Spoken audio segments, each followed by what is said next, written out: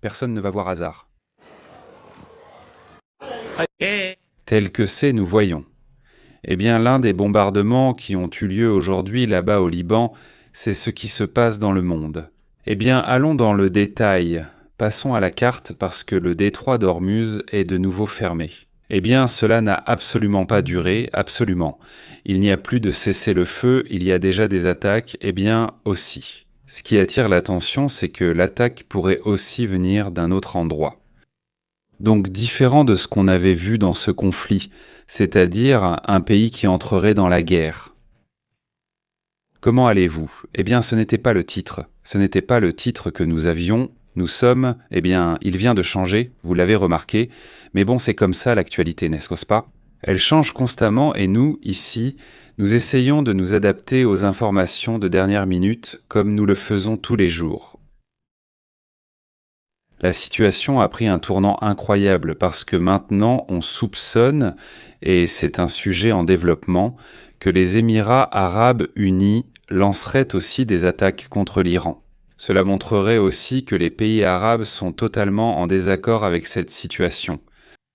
Plusieurs analystes israéliens, par exemple, ont dit que c'est un désastre, c'est-à-dire l'accord est un désastre. Allons-y. Cela ne ferait qu'accroître le pouvoir de l'Iran. Pendant ce temps, Donald Trump essaie de sauver sa version des faits. Il est sorti pour critiquer les médias, il a de nouveau critiqué les médias. Nous allons le voir tout de suite. En disant non, non, non. Oui, l'accord va bien, tout va bien. Et évidemment, ce n'est pas le cas. Passons aux détails de ce qui se passe. C'est un tournant assez incroyable. Regardez, il est dit ce qui suit dans ce rapport. L'Iran a fermé le détroit d'Ormuz en réponse aux attaques israéliennes contre le Liban, selon les informations des médias d'État iraniens. L'agression, selon ce qui est dit contre le Liban, est une agression contre l'Iran, déclare le général Moussavi, commandant aérospatial de la garde révolutionnaire. Et à ce sujet, ce que dit Israël lui-même, eh bien, nous ne faisons pas partie de cet accord. Nous n'en sommes pas là. Nous n'avons jamais accepté la question du Liban. Et Donald Trump lui-même dit aussi la même chose. Cet accord-là, à ce sujet, n'avait pas été abordé, dit Donald Trump. Il ne faisait pas partie de l'accord. Donald Trump affirme que les attaques d'Israël contre le Hezbollah au Liban sont une escarmouche séparée de la guerre contre les États-Unis et l'Iran. L'Iran a interrompu la navigation des pétroliers dans le détroit d'Ormuz. Et déjà, on commence immédiatement à ressentir les variations du prix du pétrole. Ils étaient déjà proches des 91 $ et maintenant, eh bien, ils sont de nouveau à 94, presque 95 $. Nous verrons si cela commence à s'envoler, mais pour l'instant, cela reste en dessous des 100, ce qui est déjà quelque chose et c'est important. Cela faisait déjà plus d'une semaine, 2 semaines par là, qu'il n'était pas en dessous de l'océan. Et bon, eh bien, c'est aussi intéressant. Il dit « Selon Fars, ce média iranien, ce matin, le passage de 2 pétroliers a été autorisé sans problème. Après cela, il y a eu à nouveau la fermeture du détroit d'Ormuz. En ce moment, il serait fermé, d'après les rapports, cela à cause de ce qui s'est passé au Liban. Mais aussi, voyons, ce n'est pas seulement cela. L'Arabie saoudite affirme qu'ils ont abattu des drones venant d'Iran, c'est-à-dire que les attaques de l'Iran ont continué. Et si eux ne les abattaient pas, eh bien, ils seraient là. Verrait-on encore des explosions en Arabie saoudite ? Mais on signale aussi des attaques contre l'Iran, qui jusqu'à présent, même si ce n'est pas confirmé, on soupçonne qu'elles viennent des Émirats arabes unis. Il y a des informations selon lesquelles ce ne serait pas les États-Unis ni Israël, mais que ce serait en tout cas les Émirats arabes unis. En attendant, bon, sans afficher l'image, nous allons aborder ce sujet. Des dizaines de bâtiments auraient été touchés. Ceux-là là-bas, eh bien, ils disent que c'est le pire bombardement qui ait eu lieu là-bas au Liban ces dernières années. Oui, à ce niveau-là, c'est-à-dire, le problème, c'est que ces attaques commencent déjà à prendre un tournant.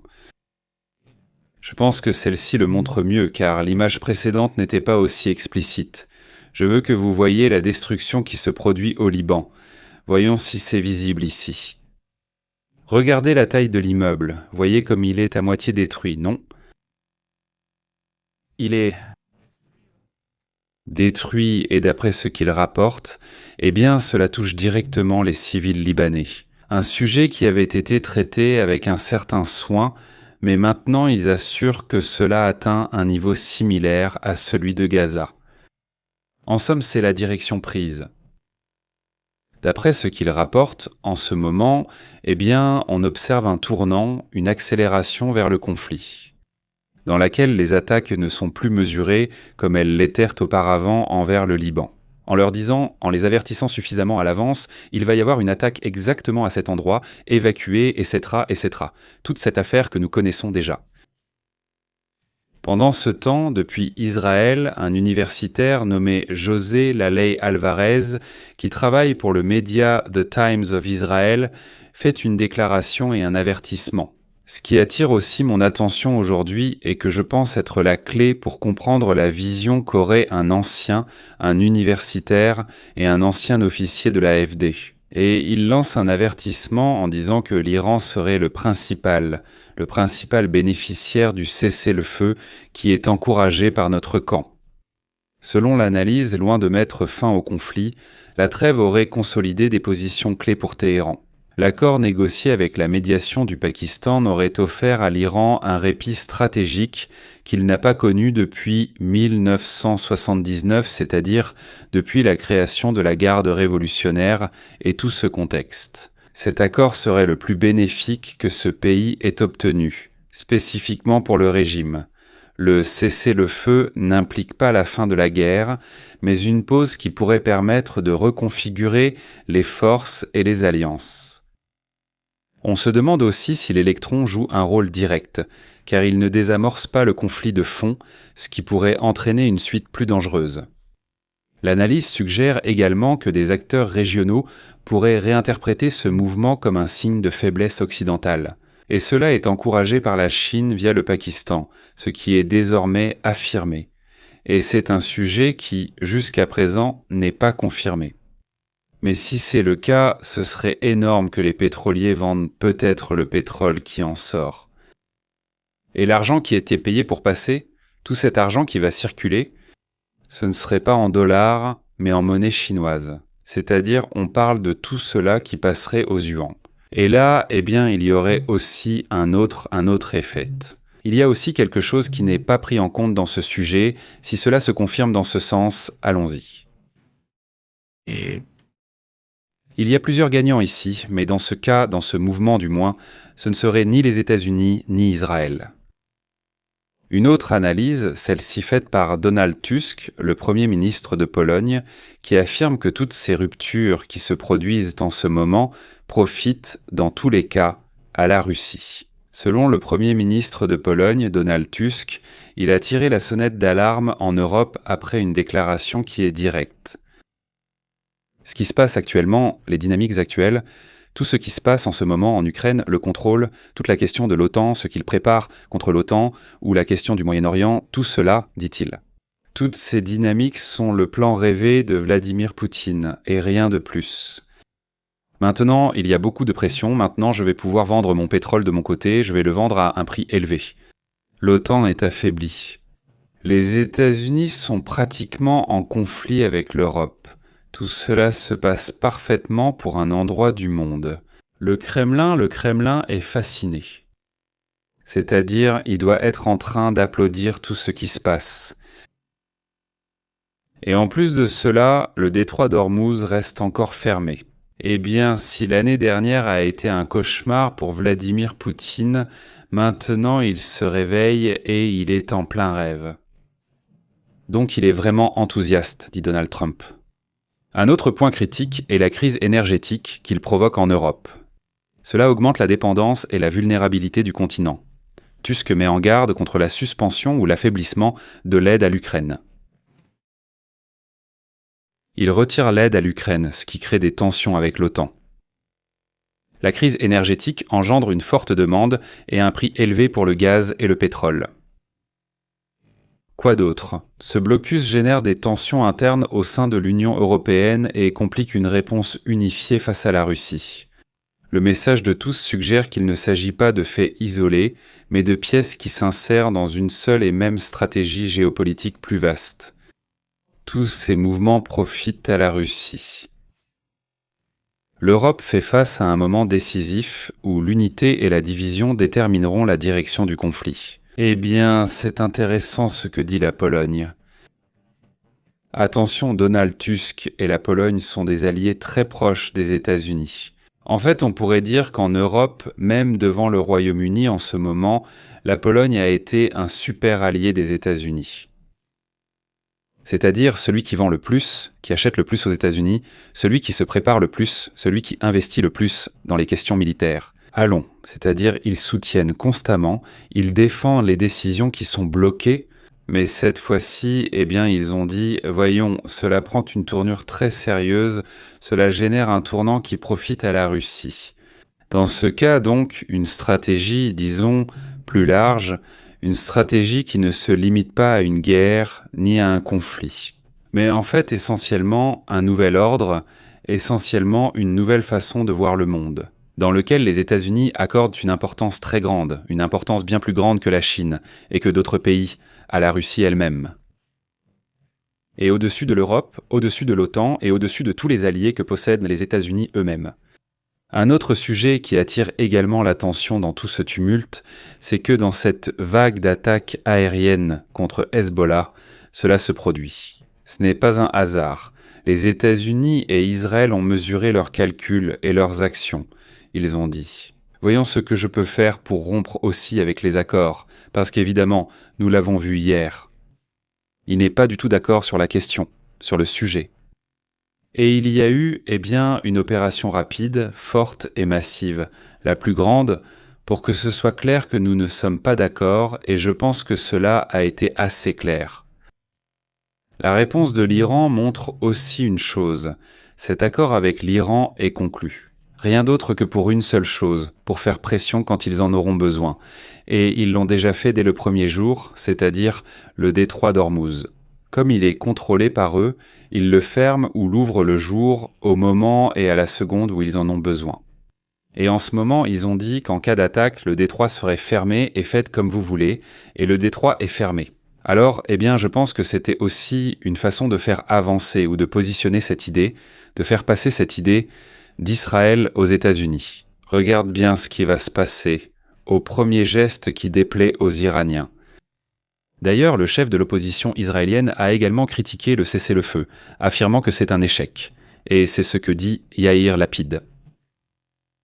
Voyons ce que dit l'opposition israélienne, car cela attire aussi l'attention. Et regardez, nous allons mettre l'image pour que vous puissiez le situer. C'est sûr qu'il rapporte. Nous allons détailler cela.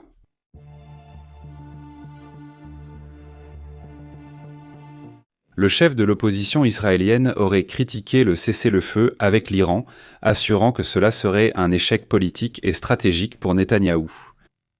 Le chef de l'opposition israélienne, Yair Lapid, a été très ferme dans sa critique, ce mercredi. Jamais auparavant dans l'histoire, dit-il, nous n'avions été témoins d'un désastre politique semblable. Il l'écrit dans un communiqué expliquant qu'Israël n'a pas participé aux discussions lors de décisions sur la sécurité nationale, et cela a du sens. Les États-Unis n'ont pas pris en compte Israël, ils ne l'ont pas convié aux discussions, ils ont utilisé le Pakistan. Et dans tous les cas, en mettant le Pakistan, automatiquement tu mets la Chine. Il faut se rappeler que le Pakistan et la Chine ont des liens très étroits. Et bon, ce sont eux qui ont finalement pris la décision. Lapid avertit qu'il nous faudra des années pour réparer les dégâts politiques et stratégiques causés par Netanyahou en raison de son arrogance, de sa négligence et de son absence de planification stratégique. Le président du comité de sécurité nationale du Knesset, du Parlement d'ailleurs, est membre du parti de droite Esma Janouzat. Le député Yaviga Fogel a également réagi lors du cessez-le-feu, annonçant que Trump s'était dégonflé. Donc, d'un côté, Lapid dit qu'il est totalement en désaccord avec l'accord, mais d'un autre côté, l'extrême droite en Israël dit aussi que Donald Trump est un lâche. C'est du moins le message en interne ou la position que d'autres secteurs en Israël adoptent et qu'il faudrait aussi analyser. Nous savons déjà à peu près ce qu'a dit Netanyahou. Netanyahou ne peut pas dire ouvertement qu'il est en désaccord. On sait qu'il l'a dit, on le sait à travers ses actions en attaquant le Liban, etc. Tout cela, c'est la façon dont nous allons apprendre qu'il n'est pas d'accord. Il ne va pas le faire directement parce que ce n'est pas dans son intérêt. En attendant, passons à d'autres sujets. Mais selon le ministère de la Défense d'Arabie Saoudite, ils auraient intercepté, regarde, je disais qu'il y en avait 4. Cela fait déjà 9 drones au cours des dernières heures, selon ce que rapporte ce communiqué de l'Arabie Saoudite. Il dit que le ministère de la Défense de ce pays a déjà intercepté 9 drones iraniens jusqu'à présent. L'Iran a maintenant lancé des attaques avec des drones et des missiles contre tous les voisins du Golfe. Au cours des heures qui se sont écoulées depuis l'entrée en vigueur du cessez-le-feu, ils ont continué à lancer des attaques. Donc le problème, c'est qu'il n'y a pas d'accord. Il n'y a vraiment pas d'accord qui soit respecté. Parfois en ce moment, ils ne disent pas seulement qu'ils nous ont attaqués, mais aussi les pays du Golfe. Là-dessus, je n'ai pas les chiffres concernant le nombre d'attaques contre les autres pays, ni rien, parce que nous ne savons que pour l'Arabie Saoudite. Mais ils savent que les pays du Golfe sont toujours attaqués, non seulement par des drones, mais aussi par des missiles. Et cela montrerait que l'accord, même avant la fermeture du détroit d'Ormuz. Et tout cela, le conflit continue, la guerre continue, et l'accord reste théorique, il n'est pas vraiment appliqué. Les deux parties l'ont publié, mais c'est tout. Hazard. L'Iran ferme le détroit d'Ormuz après quelques heures d'ouverture. Tout navire, dit-il, qui passe par là, selon le communiqué de l'Iran, tout navire qui passe par le détroit d'Ormuz sera détruit. Ceci est rapporté par un média iranien appelé Fars, qui précise que simultanément aux attaques d'Israël contre le Liban, le passage des pétroliers par Ormuz a été totalement arrêté. Si un navire passe par là, il sera détruit. Il dit « Tout navire qui tente de s'aventurer en mer sera hasard, hasard, hasard, hasard, hasard, hasard, hasard, hasard, hasard. » Et donc, ce que nous voyons, c'est que partout, il n'y a aucun moyen que les choses soient hasard, hasard, hasard. Tout le feu pour voir plus ou moins les positions, disait Trump. Aujourd'hui, il avait déjà baissé, il avait un peu atténué son discours. À propos de cette affaire, de ce sujet, Trump a publié quelque chose il y a un instant, dans lesquels il affirme que dans les négociations, il y a aussi beaucoup de fraudeurs, beaucoup de charlatans, qu'il y a des points sur lesquels ils ne sont pas d'accord, qu'il n'y a que quelques points sur lesquels ils sont d'accord. C'est-à-dire qu'il a déjà changé d'avis, il dit qu'il n'y a qu'un groupe de points significatifs qui sont acceptables pour les États-Unis et que nous en discuterons à huis clos pendant les négociations. C'est ce que disait Donald Trump. Eh bien, en fait, c'est publié sur le site officiel de la Maison-Blanche, sur la page officielle de la Maison-Blanche. C'est là qu'à 10h du matin, il est midi, donc ils ont publié cela il y a 2 heures, mais pendant cette période, beaucoup de choses se sont passées. Parmi elles, la fermeture d'Ormuz. Il y a encore 2 heures, c'était la même Maison-Blanche. Elle disait qu'il y a certains points dont nous pourrions parler à propos de tout cela. Certains points importants sont acceptables. C'est-à-dire comme pour dire qu'une bonne partie des points mentionnés ou proposés par l'Iran ne sont pas acceptables. Aujourd'hui, on a appris au cours de toute cette négociation que ces points qu'ils sont censés aborder n'étaient même pas envisagés d'être acceptés. C'est-à-dire qu'en gros, c'était surtout pour gagner du temps, pour souffler un peu, je ne sais pas, peut-être pour, en discutant, essayer de négocier quelque chose de différent. Mais bon, pendant des années, des décennies, il a été démontré qu'il est impossible de négocier certains points. Ou que la question de l'enrichissement, maintenant, eh bien, c'est aussi un autre sujet qui est déjà devenu récurrent. Supposément, comme le point central était le contrôle du détroit d'Ormuz, qui serait contrôlé par l'Iran avec Oman. Oman serait donc un autre pays qui recevrait une partie de l'argent collecté dans ce détroit, et cet argent servirait soi-disant à reconstruire ce qui a été touché par cette guerre. En plus, il ne s'agit pas seulement de collecter de l'argent, mais aussi de choisir qui paie ou non. Quels pays ne peuvent pas passer ici, même en payant ? C'est-à-dire qu'ils auraient essentiellement le contrôle absolu du détroit d'Ormuz, et ce que les États-Unis vendent, ou ce que dit spécifiquement Trump, c'est que nous aussi, nous allons recevoir un paiement. Eh bien, l'Iran ne parle pas de ça. L'Iran ne dit absolument rien à ce sujet. Alors, et ce seraient eux qui, de fait, exerceraient le contrôle, parce qu'ils le contrôlent en ce moment même. Donc bon, c'est aussi un sujet important. Passons à ce commentaire fait par ce même Pitch, le secrétaire à la guerre, qui dit ce qui suit. Il a choisi la miséricorde. Il a épargné ses cibles parce que l'Iran a accepté le cessez-le-feu sous une pression écrasante. Le nouveau régime iranien a compris qu'un accord valait bien mieux que le destin qui les attendait. Ce nouveau régime a simplement observé ce qui était arrivé à ses prédécesseurs. Leur haute direction a été éliminée de manière systématique. L'ancien guide suprême iranien est mort. Le secrétaire du Conseil suprême de sécurité nationale est mort. Le conseiller du bureau du guide suprême est mort. Eh bien, c'est le message qu'il donne lui-même et il réagit aussi à ce commentaire. Si on l'entend bien. Oui. Eh bien, merci pour la question. Le président a mentionné les Émirats arabes unis, Bahreïn, le Qatar, l'Arabie saoudite, le Koweït, ceux qui ont combattu côte à côte avec nous, surtout pour défendre nos installations, notre peuple, leurs installations, et nous l'apprécions. Donc, cette coordination, bien sûr, va continuer et... Eh bien, donc cette coordination va se poursuivre d'après cela. Eh bien, ce sont aussi des preuves. Il faut rappeler que là-bas, à la Maison-Blanche, au Pentagone, etc., ce qu'on fait, c'est de permettre aux journalistes de différentes parties du monde de poser des questions et on leur donne la parole sur tous les pays. Très souvent, ils sont liés au conflit. Donc c'est pour cela aussi que les questions vont vers les Émirats arabes unis ou d'autres pays du Moyen-Orient. Aussi. Bien, ce message est donné lors de cette conférence de presse. Écoutez ceci. Attaque unidirectionnelle, unidirectionnelle. Attaque unidirectionnelle. Jusqu'à présent, nous en avons intercepté 1700 attaques unidirectionnelles, attaques unidirectionnelles. Attaques en défendant nos forces, nos partenaires et la population civile, et nous restons prêts à le faire si le besoin s'en fait sentir.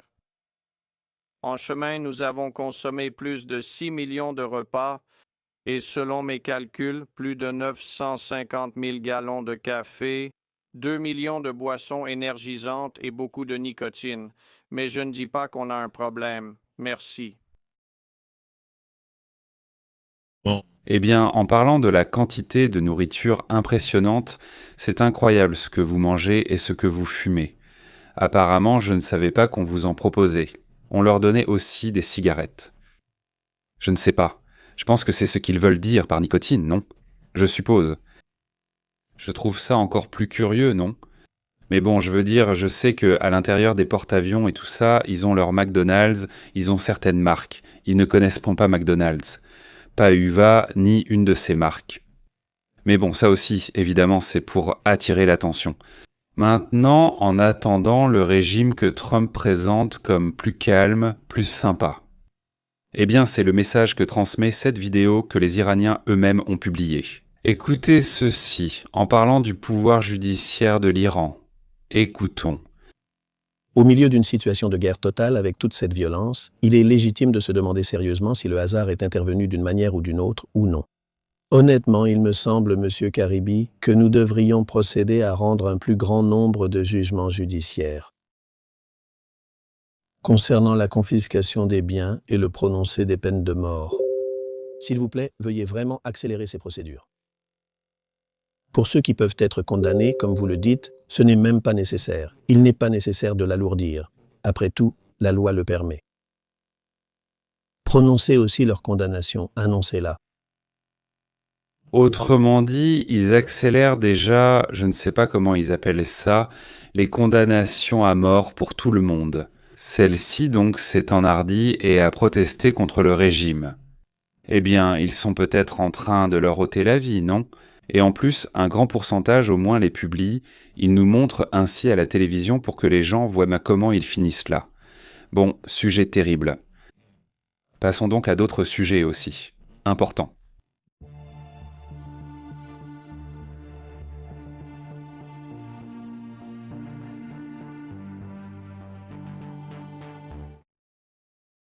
Hier, sur Truth Social du président, il a menacé d'effacer une civilisation.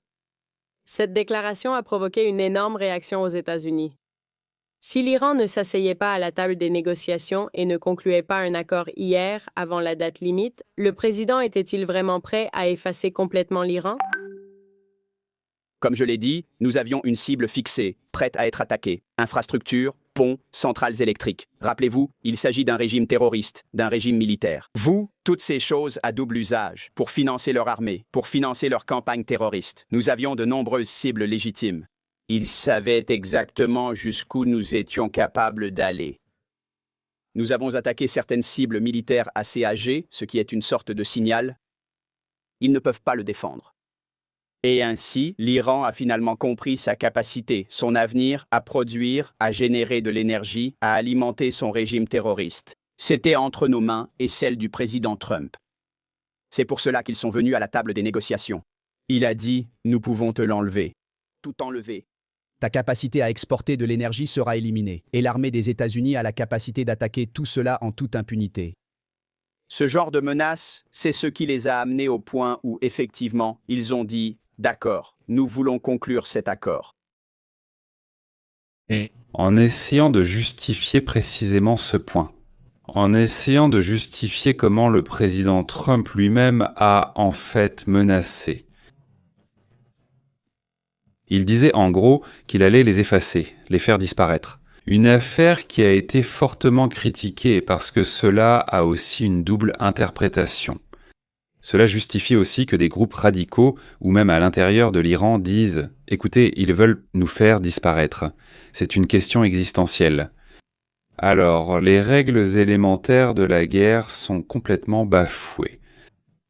Et alors, ils commencent à penser à d'autres types d'opérations, à d'autres types d'attaques également. Et cela aussi, génère évidemment plus de risques. Passons à d'autres sujets également importants concernant ce qui se passe dans le monde. Mais il y a déjà un rapport sur le nombre de ces bombardements qui ont eu lieu et que nous avons vu au début en direction du Liban. Cela a été très, très dur.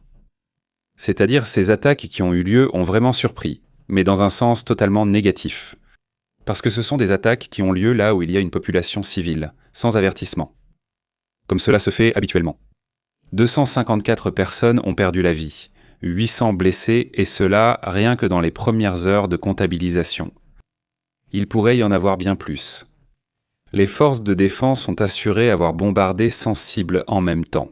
Selon leur rapport, les frappes ont ciblé des centres de commandement, des systèmes d'attaque maritime et de l'artillerie utilisés par la milice qui soutient l'Iran. Mais aussi des centres de commandement. Et beaucoup d'entre eux se trouvent, d'après ce qu'on a pu voir, à proximité de bâtiments civils. Et c'est là le problème. D'après ce que rapporte l'armée de défense d'Israël, ces attaques ont été menées simultanément en l'espace de 10 minutes. Ce fut une attaque massive, soudaine, qui a déjà fait des centaines de morts et plus de 1000 blessés. Et bien sûr, c'est évidemment terrible. Le problème, c'est que beaucoup de ces centres de commandement sont situés en centre-ville. Ils sont là. C'est un exemple. Et ce que faisaient normalement les Israéliens, c'est envoyer des tracts, envoyer des messages par téléphone portable. Dans quelques minutes, il y aura une attaque dans cette zone. Mettez-vous à 500 mètres, voire à 1 km lors d'une attaque majeure. Et les gens partent. Voilà pourquoi on voit tant de vidéos de ces attaques. Parce que les gens savent déjà où l'attaque va avoir lieu et ils filment. Ils attendent l'attaque et filment. Et tu vois comment les gens sont très calmes en train de filmer. Mais s'ils attaquent sans prévenir, c'est différent. C'est une autre affaire très... Je veux dire, les deux attaques ressemblent à des attaques. Elles touchent des zones civiles. Mais quand il y a moins de victimes civiles, eh bien évidemment l'attaque a été menée ou planifiée de manière un peu plus humaine, même si elle reste terrible d'un point de vue légal. Évidemment, cela enfreint ou dépasse les lois internationales. Et c'est quoi une attaque terroriste contre un groupe terroriste ? Eh bien, évidemment, c'est un groupe qui génère aussi des attaques contre Israël. C'est un sujet qui est encore en discussion en ce moment, et qui jusqu'à présent les implique. Les engagements du Liban, qui étaient de démanteler ou de retirer les armes du Hezbollah, n'ont pas été respectés. Un engagement visant à éviter ces bombardements. Où l'idéal aurait été que le Liban lui-même, c'est-à-dire le gouvernement libanais, leur retire les armes. Ils n'ont pas pu ou ils n'ont pas voulu. C'est la situation. Maintenant, cela peut avoir beaucoup plus de conséquences que prévu, parce que nous allons maintenant voir la réaction de Trump. Qui contrôle réellement le conflit ? Est-ce que c'est l'Iran qui le contrôle, les États-Unis ou Israël ? C'est la grande question, n'est-ce pas ? Trump affirme que l'Iran ne pourra pas enrichir l'uranium et que les États-Unis vont retirer les déchets nucléaires enterrés dans leurs installations. Un sujet qui, je vous le dis tout de suite, est totalement inacceptable pour l'Iran. Ils l'ont répété et ils l'ont dit, beaucoup plus de fois, sauf le groupe qui est actuellement au pouvoir. Mojtaba Khamenei et ses personnages sont encore bien plus radicaux que les précédents. Alors, je ne sais pas si on ne l'a pas aussi prévenu. C'est un problème, non ? Et puis, tout à coup, on envoie des choses à Trump. C'est pour lui donner raison et non pour l'informer correctement. Le président des États-Unis déclare que l'Iran ne pourra pas enrichir d'uranium et que les États-Unis collaboreront avec Téhéran pour retirer les déchets des installations souterraines. Ce qui n'est pas vrai. Ils l'ont déjà répété et commenté, et c'est là, allez vérifier, dans les médias iraniens, où ils disent à leur population que l'enrichissement va continuer. Non seulement ils n'emporteront pas d'uranium, mais ils vont aussi poursuivre l'enrichissement. Donc, ce sujet montre que non, l'accord n'aboutira pas, n'est-ce pas ? Aussi, c'est vrai, ce qu'il y a, c'est de l'euphorie. Ce qu'il y a, c'est de la tranquillité. C'est que les bourses du monde entier ont grimpé. Les bourses européennes, les bourses américaines, toutes les bourses ont monté. Mais de façon incroyable. Regardez. Ceci, c'est la valeur d'hier. Regardez le saut qu'il y a d'hier à aujourd'hui. Impressionnant. C'est-à-dire, les marchés ont poussé un soupir de soulagement avec ça, non ? Ils ont dit « ça monte, ça monte, ça monte ». Voici le SP500. Voici ce que nous voyons. Le Nasdaq a aussi augmenté, mais moins. Voici le Nasdaq. Il montait depuis quelques jours, mais le Nasdaq aussi. Nous parlons aussi des bourses européennes qui ont monté. Bon, le Nikkei. La bourse japonaise. C'était la grosse hausse. Impressionnant aussi. C'est-à-dire, grosse hausse du Nikkei. La Chine, voyons la Chine. Une hausse. Non. Vraiment impressionnant. La Corée du Sud, parce que elle était ici, elle a sauté jusqu'ici. Le saut est aussi important. Et là-bas, nous avons Hong Kong. Hong Kong connaît aussi une forte hausse. C'est bien ça, non ? Bourse mexicaine, non ? Puisque nous y sommes, voyons. Bourse mexicaine. Ça monte aussi, ça ne baisse pas, plus ou moins, quoi qu'il en soit. Ça fait déjà plusieurs jours qu'il y a une tendance à la hausse. 2 jours négatifs, mais avec une tendance à la hausse. Et aujourd'hui, apparemment positif. Du moins jusqu'à maintenant, non ? Non. Passons à d'autres sujets, impuissants.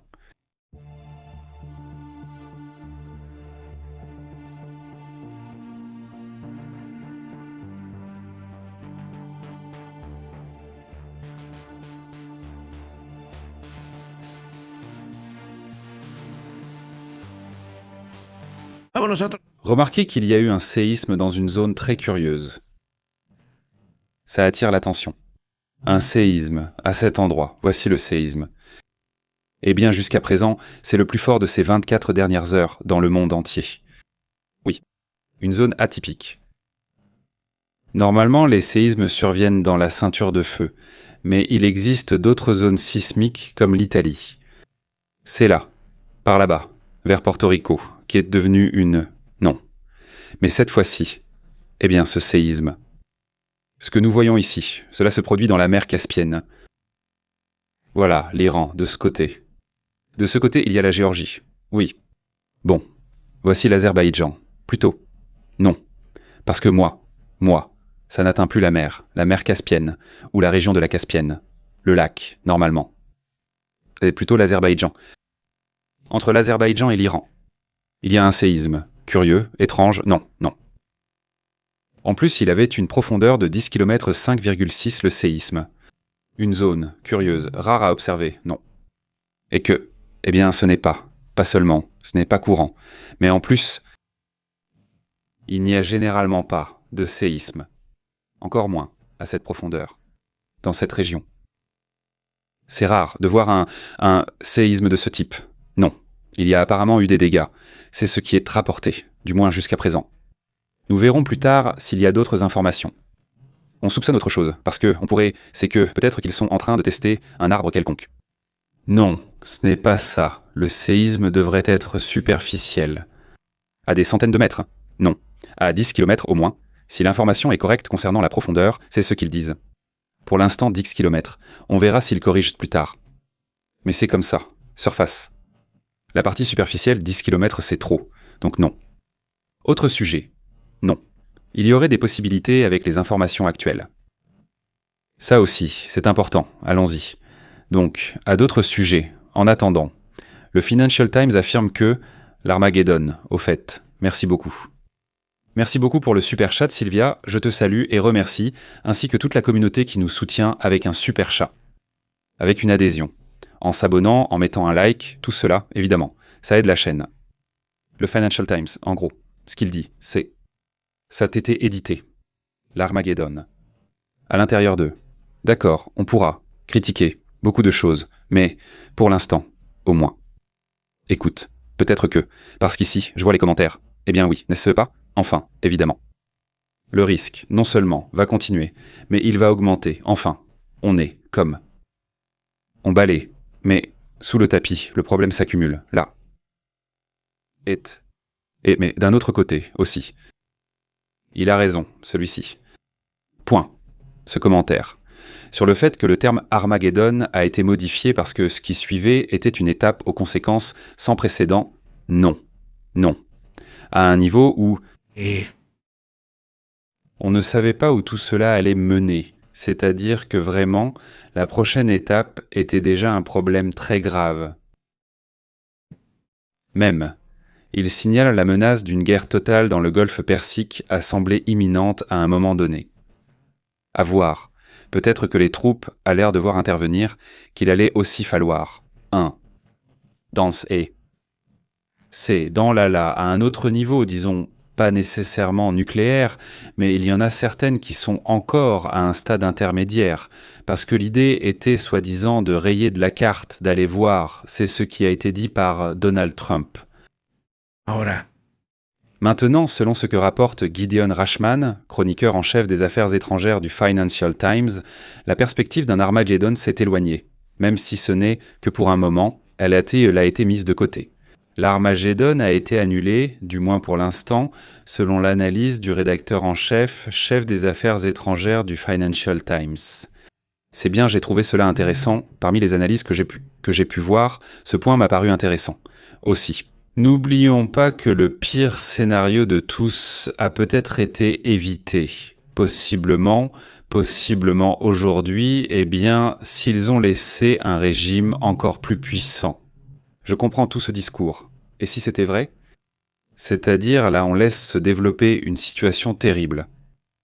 Et tu comprends cette partie, mais tu comprends aussi l'autre, qui était, eh bien, l'Armageddon financier, l'Armageddon, même énergétique. Hier, un analyste disait que, j'ai oublié son nom. Mais vous pouvez le voir dans le podcast Le journal d'un PDG ou Eda Diario. Sinon, il y a un analyste spécialisé dans tous ces sujets. Qu'est-ce qu'il disait? En environ 90 jours, on commencerait à observer une famine dans certains pays. Donc les conséquences sont très dures, n'est-ce pas? Très dures. Donc souvent, une maltraitance est pire. La fin de beaucoup de choses. Donc si le sujet est vraiment grave, passons à d'autres points également importants. 191 militaires prisonniers politiques attendent l'accès à la loi d'amnistie. C'est la... Bon, eh bien, cela attire l'attention.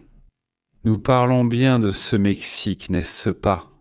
Évidemment, d'après ce qui est dit, la loi d'amnistie n'a eu aucun impact sur la situation des militaires considérés comme prisonniers politiques, selon Delatos. Cela, d'après ce qui est en train d'être signalé en ce moment même, c'est qu'elle existe.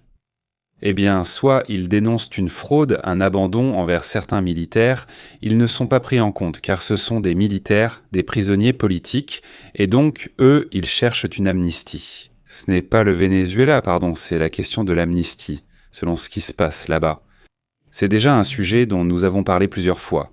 Le Venezuela a un problème parce que parmi les militaires, tout suspect, entre guillemets, considéré comme prisonnier selon ce qui a été signalé, il est question d'amnistie selon ce qui est en train d'être signalé.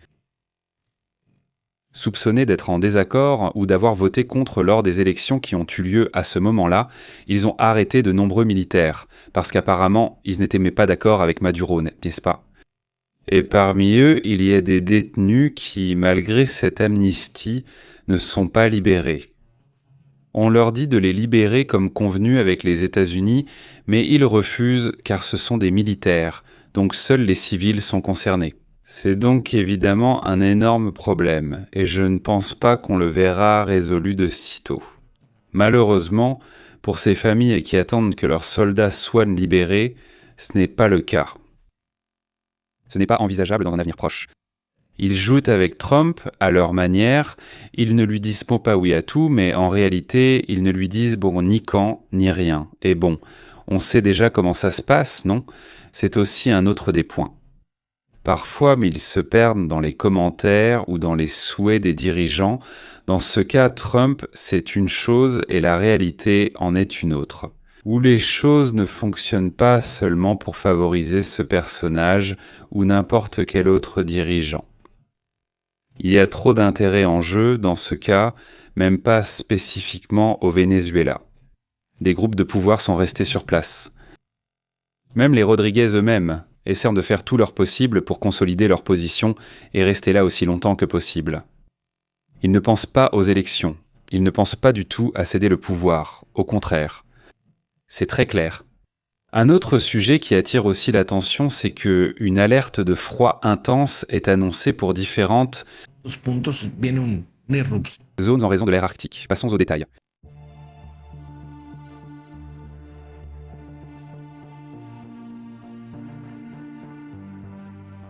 Allons à la carte. Voici à quoi ressemble en ce moment cette irruption. L'ère arctique va poser un problème pour 45 millions de personnes aux États-Unis qui, auront ce souci, ce problème, n'est-ce pas? On voit déjà que c'est un mois d'avril très curieux, un avril où même ici dans le nord-est du Mexique, il n'a pas fait froid, mais il a fait frais, n'est-ce pas? J'ai dû sortir 2 ou 3 fois avec une veste, vous vous rappelez? Pour la même raison, non? Les autorités météorologiques ont émis des alertes généralisées en raison du risque de gelée qui pourrait même affecter les cultures et les infrastructures. Selon le National Weather Service et la National Oceanic and Atmospheric Administration, c'est-à-dire la NOAA, ils assurent que le phénomène va, dans les prochains jours, provoquer, au début, lors de ce supposé début du dégel, il va y avoir des températures très froides, vraiment glaciales, où les températures vont descendre jusqu'à environ 20 degrés Fahrenheit, à 34 plus ou moins, soit entre -6 degrés Celsius et 1 degré Celsius. Cela concerne le nord, surtout aux États-Unis. La NOAA affirme que les baisses tardives de température représentent des risques pour l'agriculture et les infrastructures locales, ce qui exige une meilleure préparation de la part des services d'urgence. D'après leur rapport, les causes de cet épisode de froid en avril sont encore à l'étude. Mais ce qu'ils assurent, c'est que ce phénomène provient d'ailleurs, d'un air venu du Canada, du pôle Nord. En gros, c'est un phénomène qui n'est pas très courant à cette période de l'année. Le Water Prediction Center précise que le vortex polaire est un courant d'air froid situé aux hautes latitudes qui est resté plus actif que d'habitude. La vague de froid va provoquer des températures négatives à New York, Philadelphie, Détroit, dans la vallée de l'Ohio et en Nouvelle-Angleterre. Cela a eu un impact dans des États comme le Nebraska, le Michigan, la Pennsylvanie, Belmont, entre autres États que je ne vais pas mentionner ici, mais qui sont effectivement concernés. Nous voyons aussi dans tout cela la possibilité qu'il y ait encore des zones avec des chutes de neige dans les prochains jours, principalement à l'ouest. De la neige encore à cette période, non? Et si on le regarde du point de vue de la pluie, n'est-ce pas? L'accumulation de pluie pour les 4 ou 5 prochains jours s'étend également vers le sud et le nord-est des États-Unis. Au le chocolat des États-Unis. Là aussi, même ici chez nous, on va avoir quelques pluies dans ces précipitations également d'ailleurs. Elles concernent surtout le Mexique. La partie centre et sud du Mexique va avoir des orages, tout comme l'Amérique centrale d'ailleurs, vers Guadalajara, Guatemala, El Salvador, vers la région du Pacifique. Il y aura aussi des orages, et il va sans dire que ce sera pareil pour le Venezuela, la Colombie, n'est-ce pas? On s'attend aussi à de forts orages au nord du Venezuela, au nord de la Colombie aussi, n'est-ce pas? Le nord-ouest du Venezuela, qui est cette partie, et le nord-ouest de la Colombie, qui est toute cette zone, ainsi que vers la frontière avec le Panama, où le Panama aussi va avoir de bons orages là-bas. Bon, en général pour le Brésil, il y a beaucoup de pluie, beaucoup de risques d'orage, mais si tu descends vers le sud, au moins pour les orages, il n'y a pas beaucoup de possibilités pour l'Argentine, l'Uruguay, le Chili, tout ça. Non, il n'y a pas beaucoup de possibilités de ça. Bon, voilà comment sont les choses. Pendant ce temps, passons à un autre sujet. Sujet de technologie, l'intelligence artificielle, Claude, vont devoir être étudiées car selon ce que disent les dirigeants là, de ces chercheurs du domaine de la recherche, disons, du cloud et d'Anthropic, ils assurent que l'intelligence de leur cloud elle est à manifester des émotions, ce qu'ils considèrent comme des émotions, et cela affecte parfois sa façon d'interagir. L'entreprise d'intelligence artificielle Anthropic a affirmé que son modèle, Claude présente, ou A, certaines représentations internes très similaires, influençant son comportement. Selon une étude récente, ces émotions fonctionnelles n'impliquant pas certains états internes pourraient modifier la façon de répondre aux utilisateurs.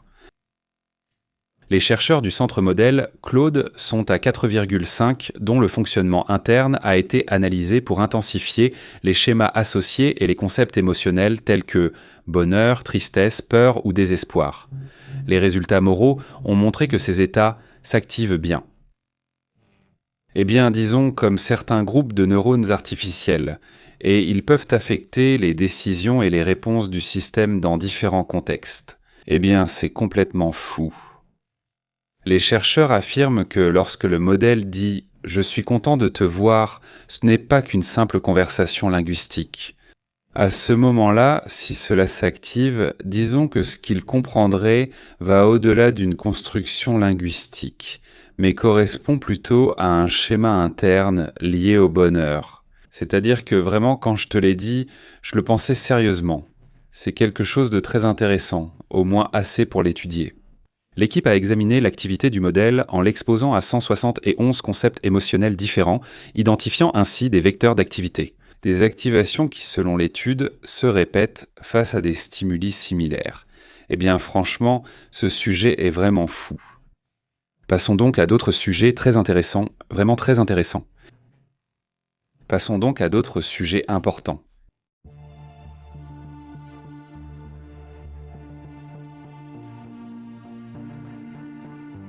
Pendant ce temps, Netanyahou lance un avertissement sévère concernant la question de l'Iran.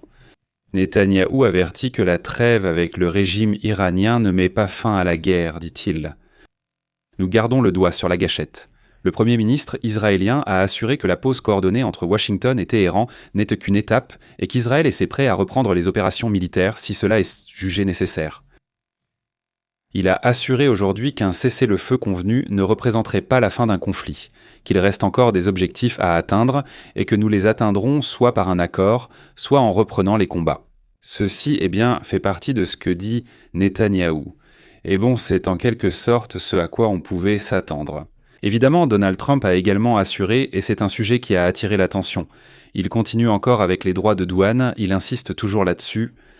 Donald Trump affirme qu'il va imposer des droits de douane aux pays qui envoient des armes à l'Iran. Eh bien, ça aurait au moins une certaine logique dans ce conflit, disons. Le président a menacé ce mercredi d'imposer immédiatement des droits de douane de 50% aux pays qui fournissent des armes à l'Iran. En même temps, il est certain qu'il négocie déjà avec cette république, où il y a eu un changement de régime très productif afin de réduire les droits de douane et les sanctions. Il va supprimer les droits de douane et réduire les sanctions contre l'Iran, et il va imposer des sanctions et des droits de douane à ceux qui, apparemment, leur envoient des armes. Eh bien, c'est une partie des choses étranges qui se passent en ce moment. Passons donc à cette image. Nous n'allons pas écouter ce que dit celui-ci. Je crois que nous ne l'avons pas vu, mais vous avez entendu. Tu veux entre le social du président, la menace? Non, celui-ci, on l'a déjà vu, il fait bien. Il nous reste des images à voir et ensuite nous passerons aux commentaires. Comment ça s'est passé pour vous? Et l'État? Non, allons-y. Eh bien, dans le détail.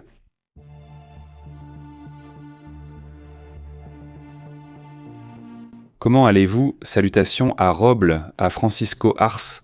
Comment ça va? Très bien, dit ici le président d'Espagne. Pedro Sánchez se cache en Chine parce qu'on témoigne contre lui et aujourd'hui il est sans parti en Chine. Zapatero y va et l'Espagne s'est réglée. Salutations, dit Tony. Comment vas-tu, Tony?